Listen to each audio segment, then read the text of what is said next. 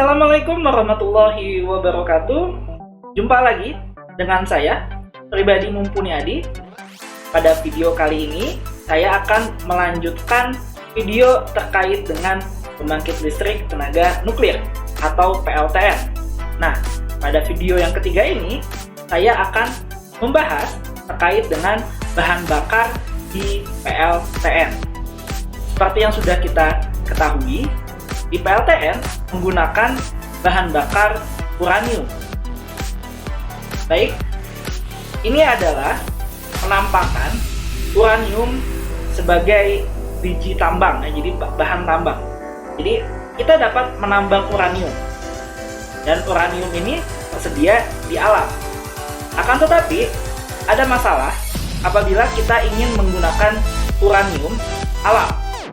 Masalah yang pertama adalah bahwa uranium yang ada di alam atau natural uranium itu komposisinya 99,2% itu adalah isotop uranium 238, dan kurang lebih sekitar 0,72% adalah isotop uranium 235, dan sisanya sangat sedikit adalah isotop uranium 234. Nah, kenapa ini menjadi masalah?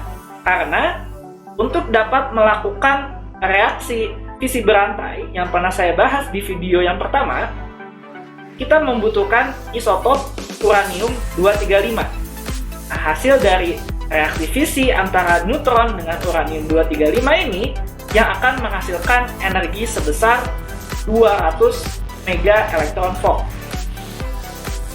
Nah, uranium sendiri ketika digunakan sebagai bahan bakar di dalam reaktor nuklir tentu diolah terlebih dahulu.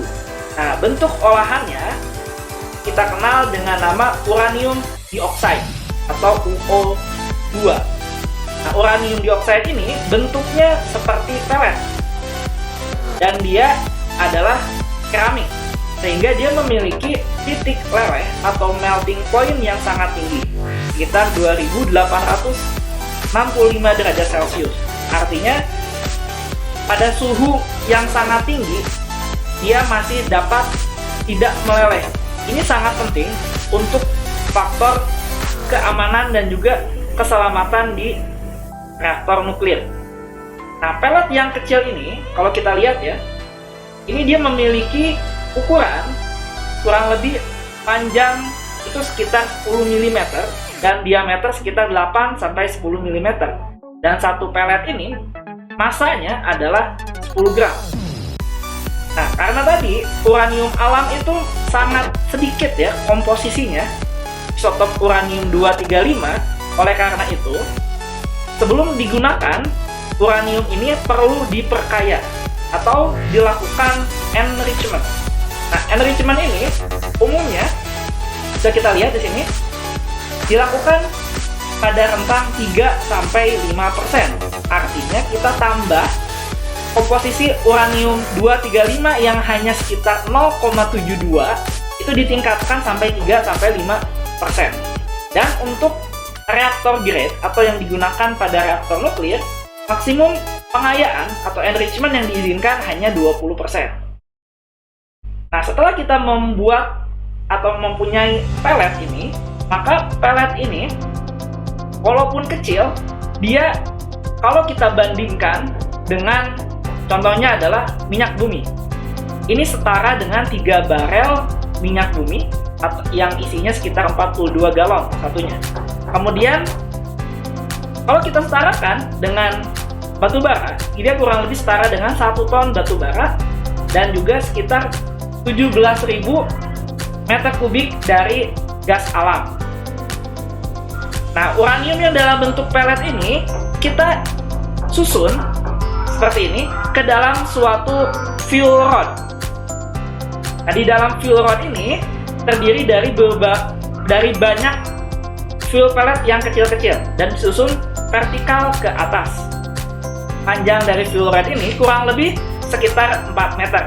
Artinya di dalamnya ada sekitar 300 pelet karena tidak full ya, semuanya itu diisi dengan pelet. Karena di bagian atas ada semacam per dan di bagian bawah juga ada semacam penyangganya.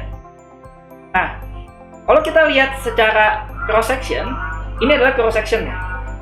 Nah, ini secara radial, kalau kita lihat di tengahnya adalah fill ya, atau yang terdiri dari uranium dioxide. Kemudian dilapisi oleh material luar yang sering disebut sebagai cladding atau clad yang terbuat dari material zirconium alloy. Nah, di antara cladding dan juga fuel-nya ini terdapat gap. Gap ini biasanya diisi oleh gas. Nah, kenapa ada gap? Tujuannya adalah pertama, dari segi fabrikasi itu akan mudah untuk memasukkan full pellet yang kecil-kecil ini kalau ada gapnya. Nah, alasan yang berikutnya adalah ketika suatu material dipanaskan atau mengalami kenaikan suhu, material itu bisa saja mengembang ya, atau memuai. Nah, karena memuai itu, kalau tidak ada gap, maka tidak ada batas antara cladding dengan material fill. Ini prinsipnya sama seperti pada rel kereta api. Mengapa rel kereta api dibuat jarak? Agar tujuannya, kalau pada bahan bakar nuklir, tujuannya adalah agar tidak merusak bagian fuel cladding. Nah, selanjutnya fuel rod tadi yang terdiri dari sekitar 300-an pellet tadi, ini disusun kembali di dalam sebuah fuel assembly. Jadi dalam fuel assembly ini terdiri dari fuel rods dan disusun. Nah, dia disimpan atau dijaga dengan menggunakan grid spacer. Jadi agar posisinya tidak berubah. Selain itu, grid spacer juga dapat meningkatkan critical heat flux, sehingga kita dapat mencegah terjadinya burnout. Nah, kalau kita lihat di sini, ini adalah tipikal pada PWR atau Pressurized Water Reactor. Ini adalah untuk konfigurasi 17x17. Jadi di sini 17x17 fuel rod dimasukkan ke dalam fuel assembly. Nah, kalau kita lihat tidak semuanya isinya adalah fuel rod. Ada beberapa bagian yang seperti kosong. Ini biasanya dipakai untuk menyimpan control rod atau batang kendali untuk dapat menjaga reaktivitas di dalam reaktor nuklir. Nah, kemudian kalau kita lihat juga di antara fuel rod satu dengan lainnya ini terdapat jarak. Nah, jarak-jarak inilah yang nantinya akan diisi oleh cairan pendingin berupa air. Nah, air itulah yang akan nanti dipanaskan. Kemudian air yang sudah dipanaskan itu akan dilewatkan ke steam generator untuk menghasilkan uap pada kasus reaktor PWR. Nah, selanjutnya fuel assembly ini dimasukkan ke dalam reaktor core. Nah, reaktor core sendiri tingginya sekitar 4 meter, kemudian diameternya sekitar 3,5 sampai 4,5 meter.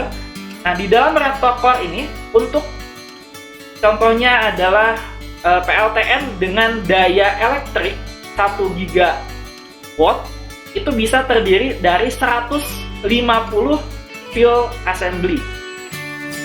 Nah, ini adalah contoh penempatan fuel assembly-nya seperti ini di dalam reaktor core. Baik, itu saja yang bisa saya sampaikan pada video kali ini. Semoga bermanfaat. Sampai jumpa di video saya berikutnya.